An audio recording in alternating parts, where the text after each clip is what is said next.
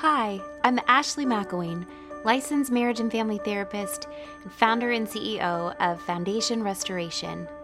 Welcome to Foundation Restoration's Real Talk podcast, where you'll find real people discussing real issues while offering real help at the intersection of clinical expertise and a biblical perspective.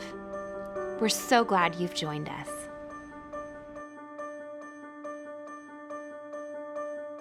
Welcome, friends, to this episode of the Real Talk podcast. So grateful that you guys can join us. It is crazy. We are in December. The holiday season is upon us. Hopefully you guys are having fun with all the Christmas festivities and fun that's going on. I know it can be a bit of a stressful time of year as well. I know we usually are spread very thin, a lot of stuff going on, but I hope and pray that you can find the joy of the season, that it is a blessed time for you and for your family, and that you can truly enjoy the wonderful time of year that Christmas is. It truly is just so magical to think about the great gift we are given in Jesus Christ. And I'm so overjoyed. We love this time of year, my family and I, and really try to make the most of all of the Christmas related things. And so I hope you and your family are able to create lots of memories and enjoy it all as well. On the flip side of that, this is also fundraising season for me, so it makes things pretty crazy. For those of you who know, again, we are a Foundation Restoration's a nonprofit, and so we've been sharing that we have a fundraiser going on. We're trying to raise $30,000 here by the end of the year, and I would encourage you, if you're blessed by this podcast, if you're blessed by our ministry in one way or another, you just share our heart and our passion for marriages and for families and for life in general. We would be so grateful if you would come alongside of us. You can do that in one of three ways. We have a matching challenge going on right now where your donations will be matched dollar for dollar up to $15,000. We also have, if you're in the Raleigh area, we're doing a super fun event for the first time. It's been a very big learning curve, but we are so excited about it. We're doing a second chance prom, and it's your second chance at prom. It's going to be so much fun. We're going to have some food. We're going to have dancing. We're going to have a photo booth. We're going to have our silent auction, and it's just going to be a really fun, great time for you to come and experience what our ministry is about. And obviously all proceeds will then go to our ministry and helping us reach that $30,000 goal that we have. And then the third way, I kind of mentioned it in the event, but there's a silent auction, and beginning December 18th, that will go live. And so you can bid on some really incredible items that we've had donated, and I'm really excited about it. There's things like autographed Jacob Slavin from the Carolina Hurricanes jersey.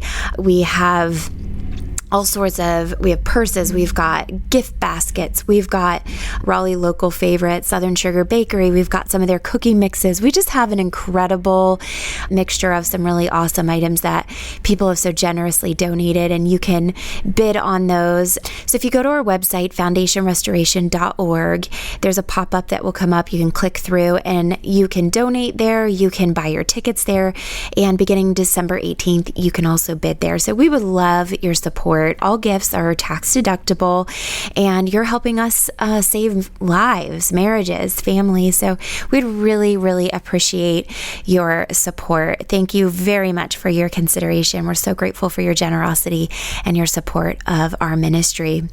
Well, we're going to hop right back into our communication series that we're doing.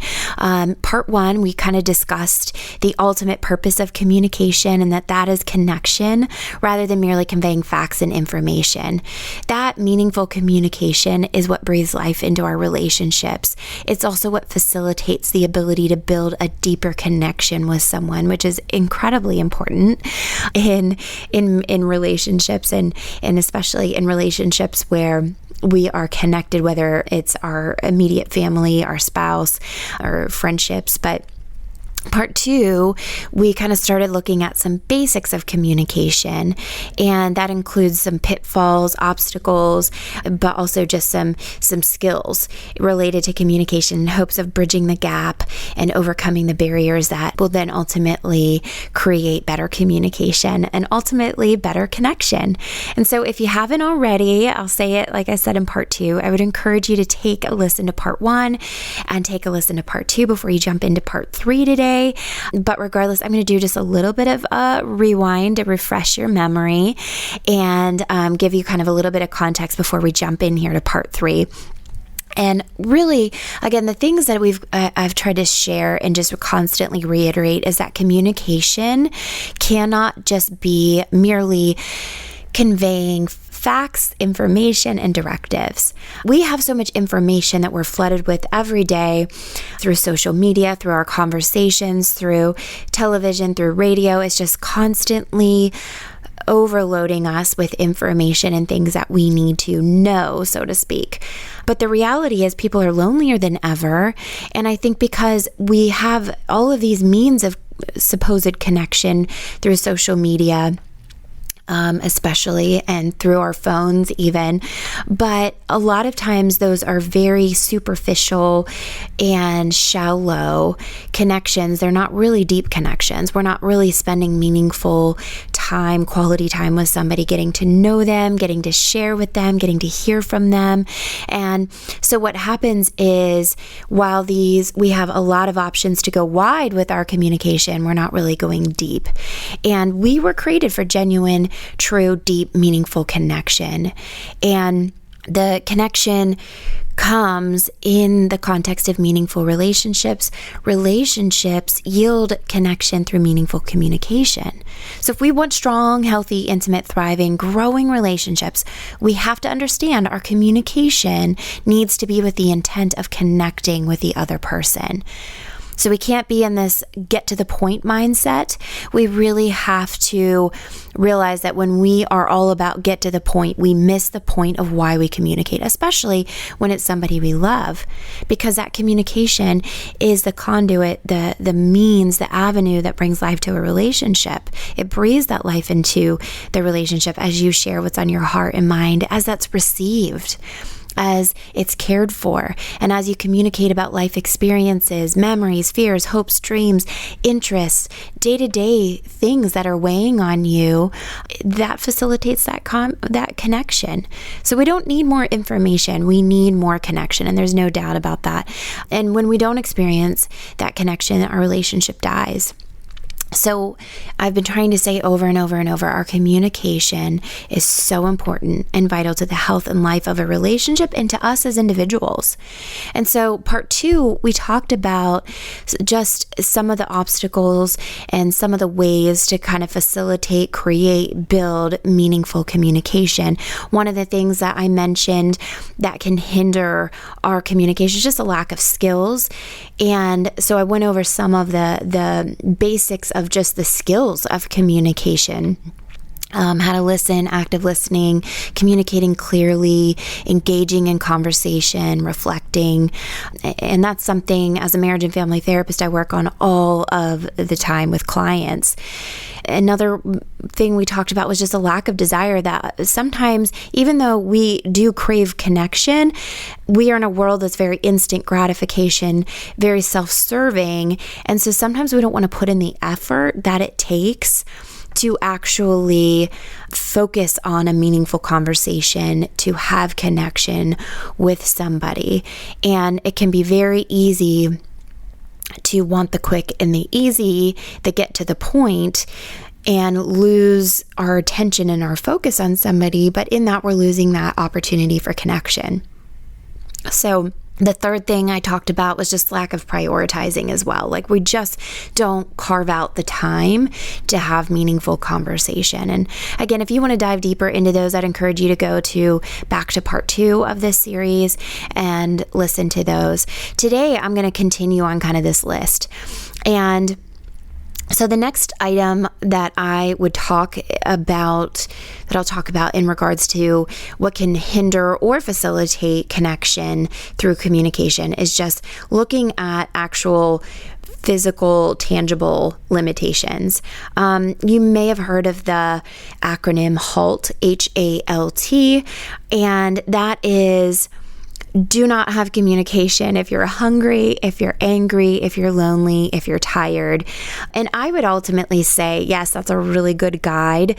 But I would add to that as well. I'd say, again, if you're tired, if you're hungry, yes, but also if you're stressed. Or the other thing I would say is really important is just poor timing, choosing your timing well. So for example, if you know that it is 9:30 at night, you're completely exhausted, you're about to go to bed, that might not be the time to try to dive into a really deep conversation.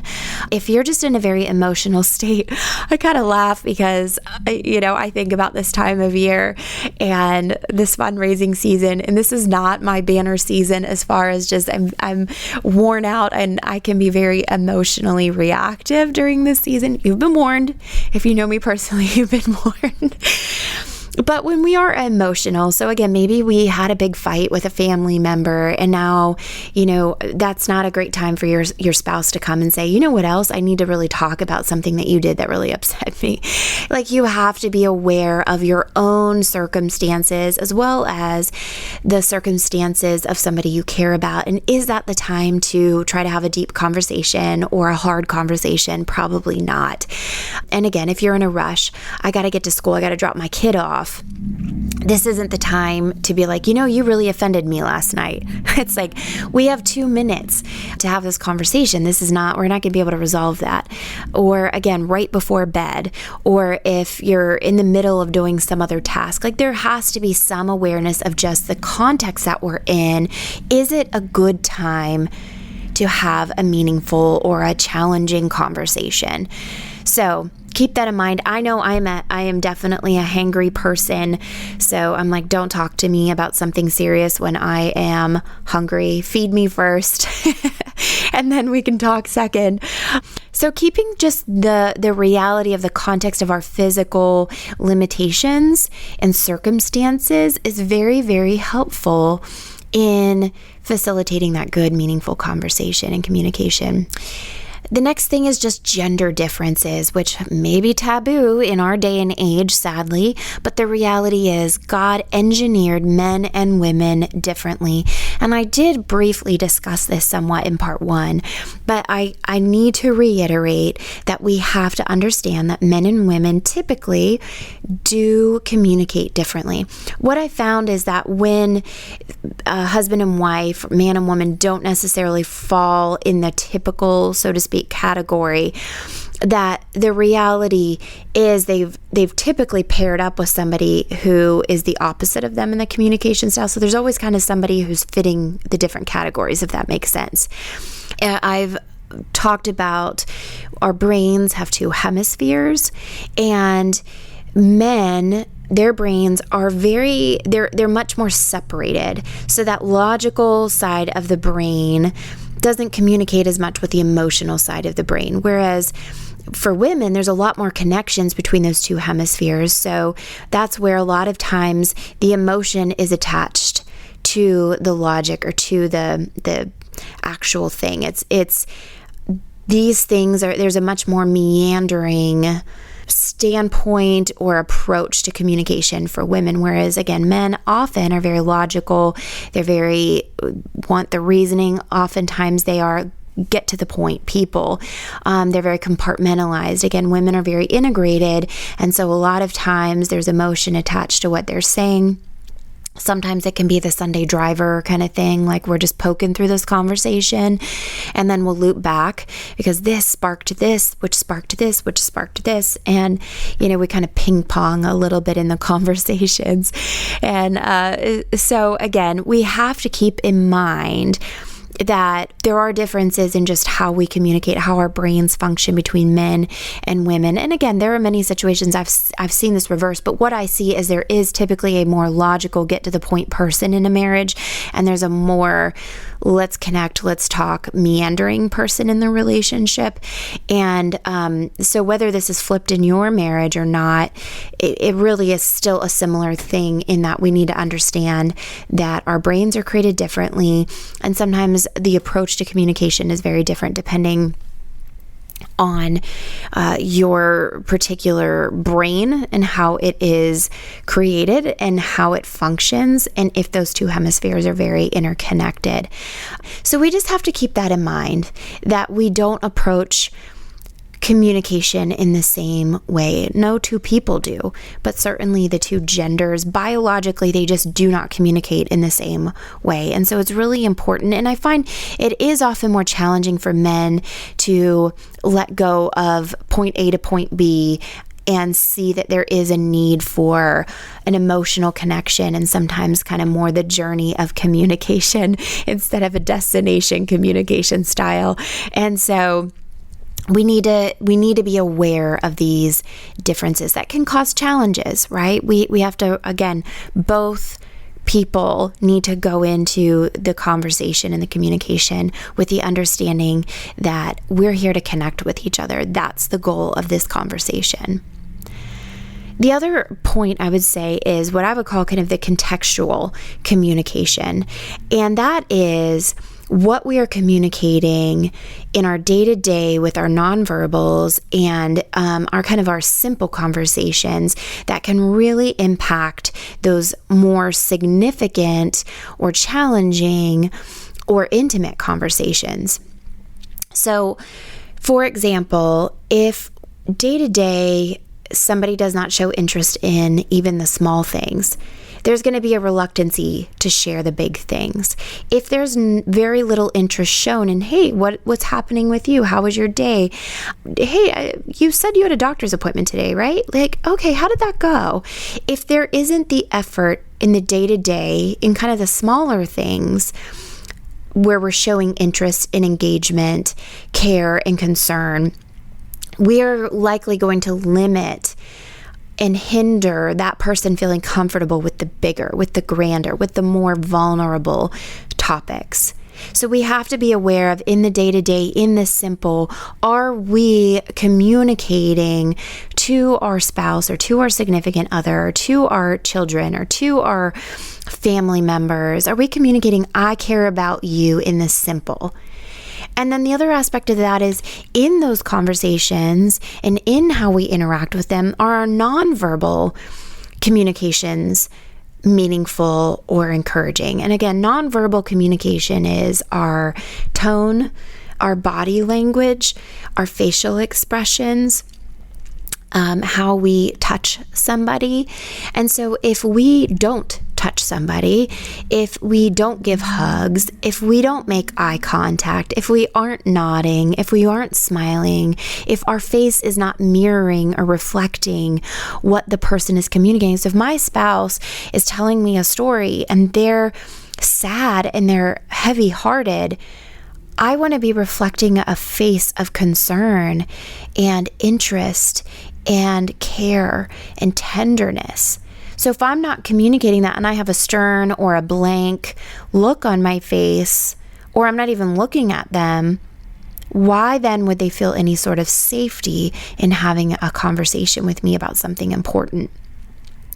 If in that as well, right? If we are having a conversation with somebody and maybe we get a little emotional and that other person reaches out and puts their hand on us in a tender way, that communicates, I'm here and I care. So those nonverbal communication things in the day-to-day, in the simple, and certainly in the significant or bigger conversations, they matter and they add up. So we want to see somebody nodding at us. We want to see somebody's facial expressions reflecting what I'm sharing. We want to see that they engage with us physically in a way that is appropriate and fitting for what we're sharing. And in the day-to-day, constant, simple interactions and conversations, we're actually laying the groundwork for whether or not somebody will be more vulnerable and more intimate with us in more significant ways. So we have to realize that contextual communication definitely has an impact on whether or not we're going to experience connection through our communication, if somebody even wants to engage with us in that way. Now, I want to get into some heavier issues that we see in communication. And One of the challenges, and I think that we're seeing this more and more and more because our culture, I think in many ways is breeding this, but is just this overall selfishness and honestly narcissistic tendencies. We live in a world that says your feelings are most important. Your truth is the only truth that matters. You. And we are very much inundated with we're the only ones that matter. And the problem is that's not a good approach to wanting connection with somebody else. We cannot have two selfish people, which we're all naturally selfish and self-centered. That's why we're sinful human beings. But the reality is, if we want to have Christ-like meaningful relationships, we must learn to be selfish. We must learn to die to self daily. And what I see is a lot of times in communication, we want to be heard, we want to be listened to, we want to be understood, we want to be validated, we want to be cared for, we want to be loved, but we don't want to give those things. And what happens in a relationship where you're with somebody who always wants to be heard but never wants to hear, who always wants to be understood but doesn't really care about understanding, when we have somebody who wants to be cared for but doesn't want to do any of the caring, that relationship is not sustainable. There must be a reciprocity in a relationship for it to be sustained. Now, when we're in a relationship that is truly with somebody who's narcissistic, which it does take a professional to diagnose that. So I'm not asking you or encouraging you or advising you in any way to go around labeling somebody as a narcissist. However, I think that it is important to identify if somebody is consistently selfish, because we need to establish firm boundaries with that person and begin to enforce those boundaries to facilitate that meaningful connection. We also see a lot of times with this selfishness and this narcissistic tendency, gaslighting. That's always flipping something on somebody. It's dismissing what they're saying, telling them that they're not right, or why they shouldn't feel the way they feel, or why it's ridiculous that they feel the way they feel, or flipping it to where it's your fault. You're the one who did this. And I would say gaslighting has become tremendously on the rise. And I think that, again, that comes out of just a selfish culture that says your feelings are the only ones that matter. And so instead of being able to say, wow, I didn't know that something I did impacted you in that way. Let me hear you. Let me care for you. Let me apologize. And let me see how I can repair it. And that doesn't mean you have no pushback. It doesn't mean you say, well, that's not how I meant that. That's not what I'm saying. There should be a healthy back and forth and dialogue about things. But ultimately, we have to hear as much as we want to be heard. We have to understand as much as we want to be understood. We have to care as much as we want to be cared for. And gaslighting is just is very much aligned with narcissistic tendencies. It's consistently saying your feelings don't matter, your thoughts don't matter, you're not right, that didn't happen. And it can create this sense of, you start feeling like, am I crazy? Like, gosh, am I that crazy? Like, did that happen? And I would say, as we're starting to get more into these last 3 points, that you need professional help to be able to get in there and learn what healthy boundaries look like, and learn how to cope and manage with somebody who consistently gaslights, who shuts you down, who refuses to hear you or care for you or understand you. And then that kind of spills over. These last 3 points are all kind of very integrated, but another major common issue that I would say I see most often in relationships is just a lack of emotional intelligence and an inability to be attuned. So kind of that deficiency in being able to know, what am I feeling? Why am I feeling that way? And what do I need? And then being able to say, what is this person feeling? And what do they need? And how can I engage with that? It's interesting because I think we live in a very emotional, I would say emotions have become very idolized in our culture. But I think at the same time, there's such little awareness into emotions. It's very reactive, but it's not very intelligent. So it's not, wow, I'm really offended by that. Why am I offended by that? What's my part in that? And what can I do about it? And then how can I communicate about that in a very healthy way? I feel something and I'm going to make sure everybody knows it. And you're all responsible for my emotions. And that's just lacking in emotional intelligence and the ability to say, well, first of all, I'm in control of my emotions. And also, where does my faith come into that? Like, I am not a worshiper of self. I'm a worshiper of God. And I'm to esteem others as highly as myself. I'm to care for others, love God, and love others. And so while it is important for us to care for ourselves, part of that is we need to be able to care for ourselves so that we can care for others.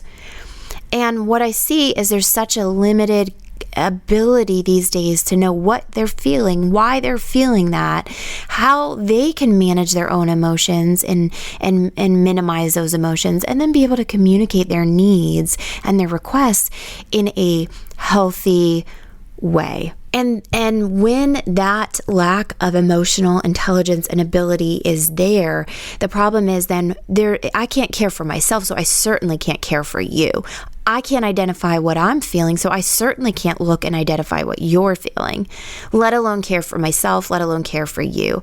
And so we end up in these very selfish relationships and they can become very narcissistic, and we end up taking emotional responsibility for someone else's emotional responsibility. And I think as believers, this is very, very challenging. It's a fine line. How do we love someone else very well, but then also not enable them to be selfish, narcissistic, and to value that our needs do need to be met. Both people need to feel that their needs are being met. There's times, I talk a lot about this, it's a metaphor of the doctor and the patient. If a patient went into a doctor's office and said, here are my symptoms, this is what I'm feeling, and the doctor said, oh, I'm so glad you came in, here's what I'm feeling, let me tell you about my symptoms, he'd be like, wait, what?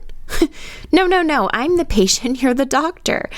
And the reality is, in a relationship, one person cannot consistently and constantly be the doctor. And one person cannot consistently and constantly be the patient. There are times that you're the patient and there are times that you're the doctor. And if that gets out of whack and out of balance, and one person is always the patient, always gaslighting, flipping it so that they're always the patient with the bigger issue, and they can never care for you, that becomes a major issue in the relationship. The relationship is not sustainable. And again, that's where I'd say you need to get some professional outside help to begin to identify that and tease that out and set healthy boundaries and learn new patterns of communication and interaction. And then obviously this last one is kind of the most extreme scenario, and that is where there's verbal abuse. And I think this is very understated in general, but there is a lot of verbal abuse that can happen where somebody is attacking your character, they're attacking who you are as a person, they are saying, they're name calling, they're demeaning, they're screaming, again, it's this very escalated version of these things that I'm talking about. They're taking the selfishness, they're taking the kind of that narcissistic, emotionally reactive, and they're taking it to the next level where they are just attacking you very intensely. And in these situations with verbal abuse, you're not going to be able to engage with somebody, and you should not engage with somebody who is going to be verbally abusive. You need to shut that conversation down for your own sake, for your own health, and setting that boundary of we can communicate when you can communicate with me in a reasonable way, and being able to identify when it's escalating to that point to remove yourself from that situation and not be the recipient or the victim of somebody else's lack of control of their tongue, of the things that they're saying. And again, verbal abuse is something that you need to get professional help to disrupt that cycle and to begin to have healthy patterns of communication. Oftentimes in a situation where someone is very verbally abusive, there are other issues going on that individual needs to work on to help facilitate growth and health as an individual, to then be able to bring that health and growth to the relationship. And again, that's where you really need to involve some professional help. What we need to realize is that there really is tremendous power in our words and how we communicate. Communication is so important. It is impactful, and we have to learn to, one, value communication, and two, work to become proficient in it as best we can. I think back to Genesis, and I think it's so interesting how, in the beginning, Genesis 1:1, in the beginning, God created the heavens and the earth. Genesis 1:2, now the earth was formless and empty. Darkness was over the surface of the deep, and the Spirit of God was hovering over the waters. And what I love is at verse 3, and God said. And what we see is there's this whole series of God said, God said, God said. God's voice spoke something out of nothing. He brought light into darkness with his words. We're made in the image of God, and so we have to realize there is tremendous power in what we say, how we say it, when we say it, and who we say it to. Think about Proverbs 18:21. The tongue has the power of life and death. Wow, that's significant. Proverbs 12:15, the way of fools seem right to them, but the wise listens to advice. And that goes to communication is not just about what we say, but it's also about what we hear. A wise man listens. Communication is so important, and we've just lost the art of communication being for connection. It's easy to lose perspective that in meaningful communication, that's how we develop healthy, strong, intimate, meaningful, safe, lasting relationships. If the God of all creation felt the need to communicate with us and create a means for us to communicate with him, of course he values communication. And why would we then not value the communication? Why then do we not value the significance of communication in our own life with our Creator and with others, his creations? There's great power in our words, far beyond what we understand. Again, God spoke the world into existence. He tells us there's power of life and death in our tongues. So we have to understand communication is important. What we say, how we say it, who we say it to, it all matters. And if there are issues we cannot overcome in our communication, then we must get help to facilitate the communication, to have the meaningful conversations, to have the meaningful connections.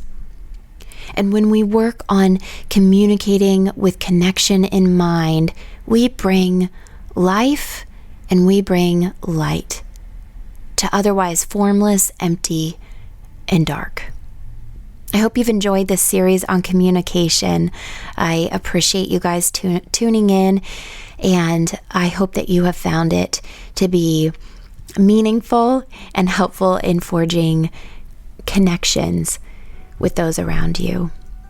Well, friends, this concludes this episode of the Real Talk Podcast. Thank you so much for joining us. We are so glad you did. Remember, you were handcrafted by God, are dearly loved, and greatly needed in this world. We look forward to seeing you back here next time. Thank you for joining us for another episode of Real Talk. To stay connected, follow Foundation Restoration on Instagram and Facebook at FND Restoration, or visit us at www.foundationrestoration.org for more information.